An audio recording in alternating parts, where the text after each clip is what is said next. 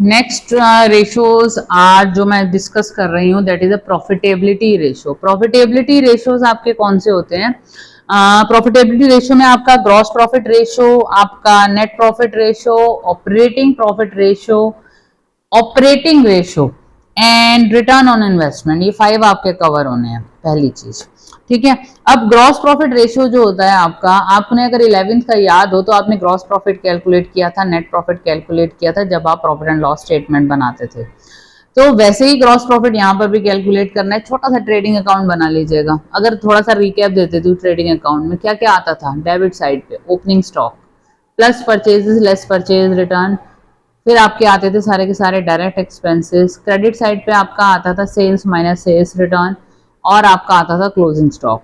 तो आप credit side का टोटल करके डेबिट साइड की वैल्यू माइनस करके ग्रॉस प्रॉफिट कैलकुलेट करते थे, वही ग्रॉस प्रॉफिट कैलकुलेट करना है। रेशो क्या है हमारा? Gross profit ratio, gross profit divided bye revenue from operations. यहाँ वर्ड आ रहा है रिवेन्यू फ्रॉम ऑपरेशन, ये आपकी नेट सेल्स ही है। नेट सेल्स कौन सी? Sales minus sales return. ठीक है जी, मल्टीप्लाई बाय 100, दैट्स इट। ये आपको करना है, और जितना ज्यादा आपका रेशो आए, ऑब्वियस सी बात है gross profit is a profit margin, और जितना ज्यादा रेशो आए उतना रेशो आपके बिजनेस के लिए प्रॉफिटेबल भी है, और that is a good position for the company too. Thank you. Your next ratio is net profit ratio. Net profit जैसे 11th में ही कैलकुलेट किया था, ग्रॉस प्रॉफिट निकालते हैं फिर नेट प्रॉफिट निकालते हैं। तो मैं बोलूंगी कि एक बार अच्छा 11th की अपनी बुक निकाल के 1-2 क्वेश्चंस की प्रैक्टिस कर लेना है क्या क्या आइटम्स आती हैं। ठीक है जी, फॉर्मूला क्या है? Net profit divided bye revenue from operations into 100। Revenue from operations क्या है आपकी? नेट सेल्स, यानी कि सेल्स माइनस सेल्स रिटर्न। अब ये जो रेशो है आपके बिजनेस की overall performance, overall financial position reflect कर रहा है, ओवरऑल एफिशिएंसी लेवल रिफ्लेक्ट कर रहा है। ग्रॉस प्रॉफिट रेशियो सिर्फ आपकी सेल्स को कंसीडर कर रहा है, और आपकी सेल्स के बेसिस पे आपको बता रहा है कि आपकी बिजनेस की स्टैंडिंग कहाँ है। लेकिन जो नेट प्रॉफिट रेशियो होता है वो कंप्लीट स्टैंडिंग आपके बिजनेस की रिफ्लेक्ट करता है। तो फॉर्मूला क्या है? Net profit divided by net sales into 100। Net sales बोल लो या रिवेन्यू फ्रॉम ऑपरेशंस बोल लो, लेकिन हाँ यहाँ पर कैलकुलेशन आपका वर्क बढ़ जाएगा। कभी कभी आपको नेट प्रॉफिट गिवन होगा, कभी कभी आपको नेट प्रॉफिट में कुछ एडजस्टमेंट्स करनी होंगी, कभी कभी आपको सेल्स में भी कुछ एडजस्टमेंट करनी होगी, और इस फॉर्मूले को अप्लाई करना होगा। जितना ज्यादा रेशो आएगा उतना बिजनेस के लिए अच्छा है। Next ratio is operating ratio. पहले मैं ऑपरेटिंग प्रॉफिट रेशो आपके लिए लेती हूँ, ठीक है, क्योंकि हमने अभी ग्रॉस प्रॉफिट रेशो किया, उसके बाद हमने किया नेट प्रॉफिट रेशो, अब हम ऑपरेटिंग प्रॉफिट रेशो लेते हैं। अब बच्चे कहते हैं ये what is operating profit ratio. देखो क्या होता है, जो हम नेट प्रॉफिट कैलकुलेट करते हैं उसमें हमारी कुछ नॉन ऑपरेटिंग इनकम्स और नॉन ऑपरेटिंग एक्सपेंसेस को भी हम कंसिडर कर लेते हैं, जैसे लॉस बाय फायर और interest received on investment. These are non operating incomes and non operating expenses. So सबसे पहली बात हमें जो निकालना है, हमारा जो फॉर्मूला है ऑपरेटिंग प्रॉफिट रेशो का, that is operating profit divided by net sales या revenue from operations multiply by 100। जितना ज्यादा आएगा उतना अच्छा हमारे लिए प्रॉफिट मार्जिन होगा, ऑपरेटिंग मार्जिन होगा, और हमारे लिए अच्छा होगा। अब ये जो ऑपरेटिंग प्रॉफिट है ये कैलकुलेट नहीं होता। कैसे कैलकुलेट करना है?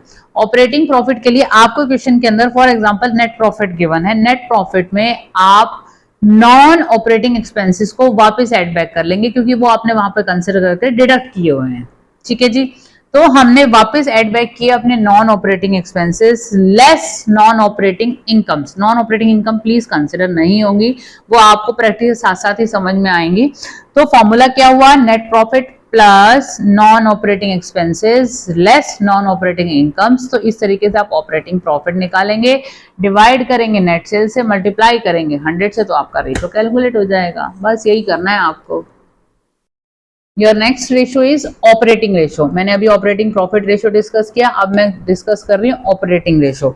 ऑपरेटिंग रेशो आपका कौन सा है? उसका फॉर्मूला क्या है? COGS, cost of revenue from operation. COGS 11th में भी आपने कैलकुलेट की थी। COGS कैसे निकलती है वो आप अपनी बुक से देखिए, मैं बता भी देती हूँ। Opening stock plus purchases plus direct expenses less closing stock. ठीक है जी, हमने ये इस तरीके से कैलकुलेट करना है। तो this is cost of revenue from operations. ठीक है, प्लस ऑपरेट, हमारा जो फॉर्मूला है, फॉर्मूला क्या है, COGS plus operating expenses divided by net sales into 100। Net sales is revenue from operations आपकी, और नेट सेल्स में ध्यान रखिएगा सेल्स माइनस सेल्स रिटर्न आपका आता है। तो ये फॉर्मूला आप लगा के अपना ऑपरेटिंग रेशो कैलकुलेट कर सकते हैं। आते हैं ये, लेकिन दिक्कत करते हैं क्योंकि ये कुछ कॉमन से ऑपरेटिंग प्रॉफिट रेशो और operating ratio both are different, तो वर्क कीजिए, काम आएगा। आपका जो नेक्स्ट रेशो है that is return on investment, that is also termed as return on capital employed. Formula क्या है आपका, net profit before interest and tax, net profit before interest and tax divided by capital employed into 100।